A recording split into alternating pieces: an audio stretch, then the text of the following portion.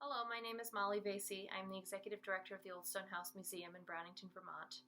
I'm pleased to be able to speak to you today in thanks for the Vermont Humanities Council COVID-19 Relief Fund grant that we received.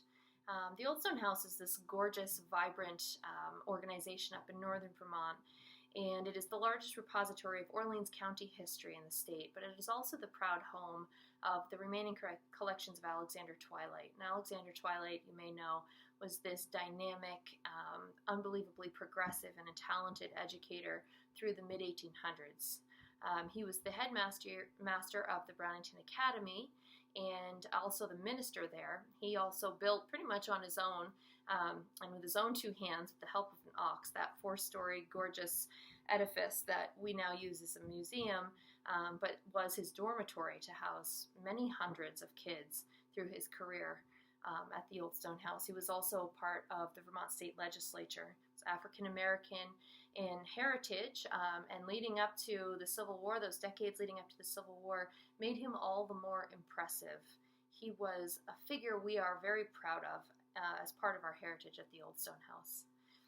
What impact has COVID-19 had on the Old Stone House? Like so many cultural organizations in the state of Vermont, we're struggling to try to figure out how to upload all of our content online.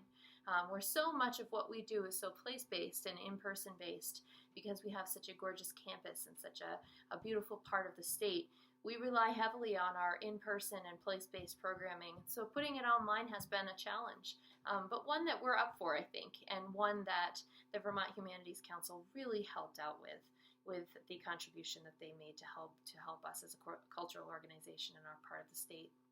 If Brownington lost the Old Stone House Museum, or if our community in general lost the Old Stone House, we'd be losing a cornerstone.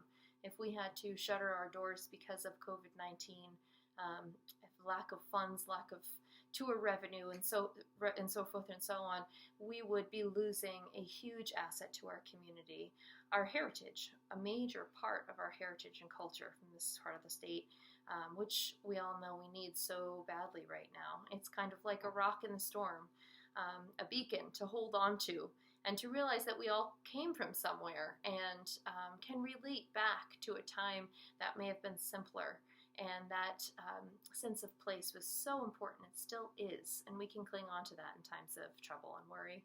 So we're here, and we're open virtually, and our campus is always open as well. So if anybody feels like coming up and doing a walking tour, we have brochures available. We're building trails this season. We have a giving garden to help fight food insecurity in our area. We're trying to establish a seed keep this season. So we have lots of different programs happening, just not the same traditional sense that we usually are. So thank you, and hope to see you up at the Old Stone House.